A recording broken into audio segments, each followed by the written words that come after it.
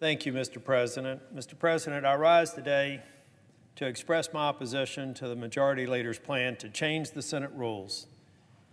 It would open the door wide for the filibuster to be eliminated for all legislation moving forward. The bottom line is very simple. The ideologues in the Senate want to turn what the Founding Fathers called the cooling saucer of democracy into the rubber stamp of dictatorship.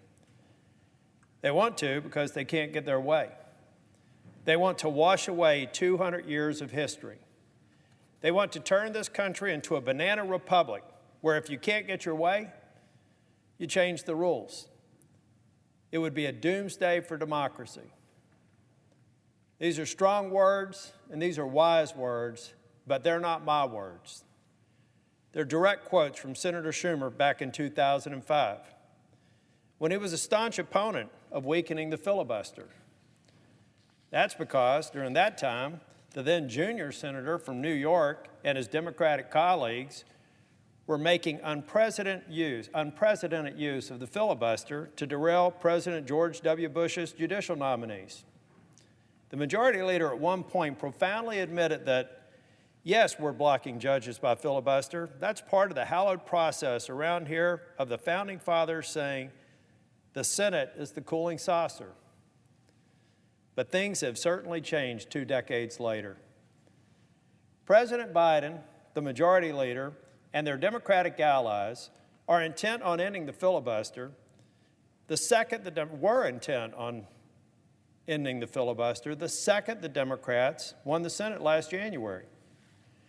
The Majority Leader's latest attempt is to force a carve-out of the filibuster for what he claims will be just for one piece of legislation. But he knows where it leads, the full elimination of the filibuster, and sooner rather than later. I thought my friend, the senior senator from West Virginia, put it perfectly last week. He said, the problem with carve-outs is that you end up eating the whole bird. There's no such thing as a carve-out when it comes to the filibuster, and we all know it, and I'll talk a little bit about that later. But for more than a century, the filibuster has served as a safeguard for our republic. It's prevented one party from ramming through an ideological agenda when that party controls both the White House and Congress. Without the filibuster, both the far left and the far right would have free rein to ram through extreme ideological agendas. Divisive partisan proposals will become law with only a simple majority. And with both parties regularly trading control of Congress, laws can just as easily be overturned and replaced, promoting the kind of chaotic, confusing policymaking we see in some European parliaments. By requiring 60 votes to end the debate in the Senate, the filibuster promotes stability. It necessitates bipartisan compromise to pass legislation. That's something we need more of, not less. I saw it firsthand when I was a proud participant in the passage of the bipartisan infrastructure bill. That's the way this chamber needs to work. Now, that's why when President Trump demanded that, I think some 30 times, that the Republicans should eliminate the filibuster in 2017, 61 senators joined together in a letter making it clear that we would not let it happen. 32 were Democrats, and 29 were Republicans. I was one of them. And even though I received my fair share of pushback from my side of the aisle back in North Carolina, I was proud to sign that letter in 2017, and I'd be proud to sign that letter today. Unfortunately, this modest display of political courage has not been reciprocated by many of my friends on the other side of the aisle. 27 of the senators who signed that letter are still in the Senate. 26 of them are now supporting the full elimination of the filibuster. What changed? Nothing, except the party in power. Democrats staunchly defended and used the filibuster when Donald Trump was president at an unprecedented level. But Democrats are suddenly against the filibuster now that Joe Biden is president. Many of my Democrat colleagues are practicing situational principles, putting their own party's short-term interest ahead of what they know are the best long-term interests for the Senate and the nation. It doesn't get more politically cynical than that. President Biden served in the Senate for 36 years. He was known as a strong defender of the institution, including the filibuster.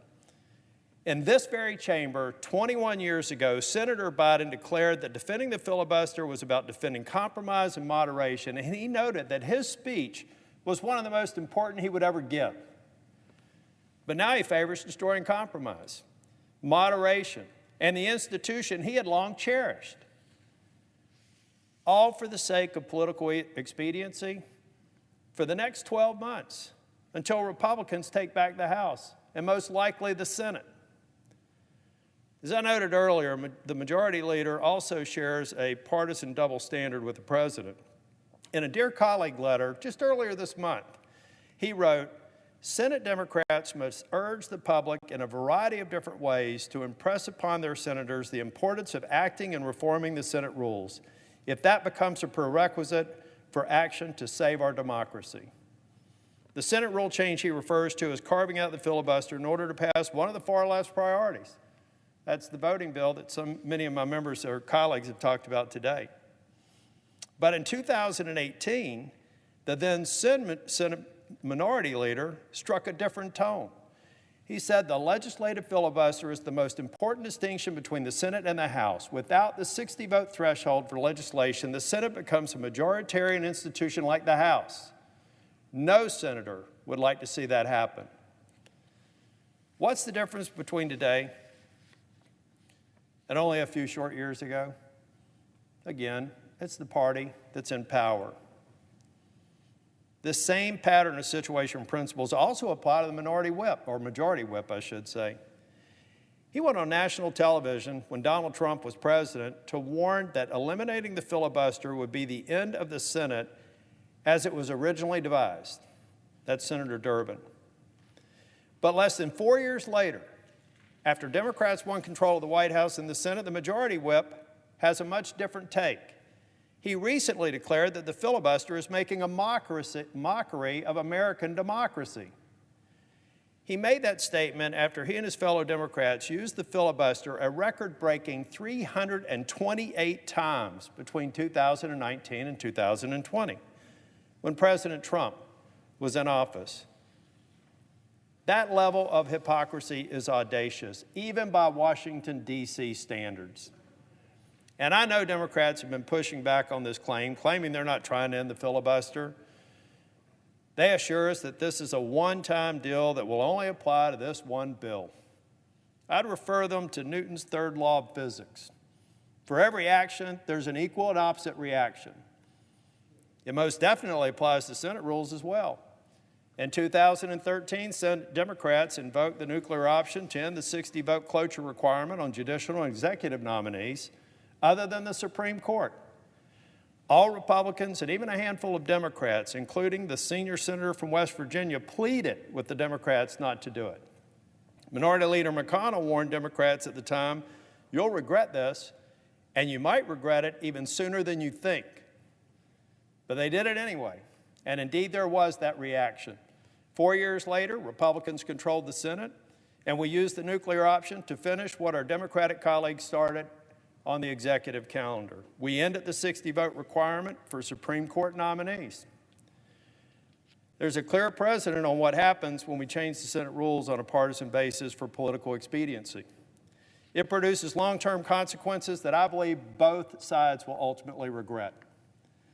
Democrats invoked the nuclear option to get more district judges, but by doing so, they paved the path for Justices Gorsuch, Justice Kavanaugh, and Justice Barrett, who now sit on the Supreme Court today. What do we think now if the Democrats nuke the filibuster for just one bill? The Senate rule change the majority leader is pushing is really a proxy vote for ending the legislative filibuster altogether and turning the Senate into the House. Full stop. So I asked my Democratic colleagues to consider this. When President Trump called for ending the filibuster, a large majority of Republican senators stood up to preserve bipartisanship and to protect and respect this institution. Now the roles are reversed. President Biden and the majority leader are demanding that you give them your vote to weaken the filibuster so it can ultimately be ended. To my Democratic colleagues who signed on to the very same letter I did in difficult circumstances, I ask you, will you stand up for the principles that you stood for just a few years ago and respect and defend this institution? Thank you, Mr. President.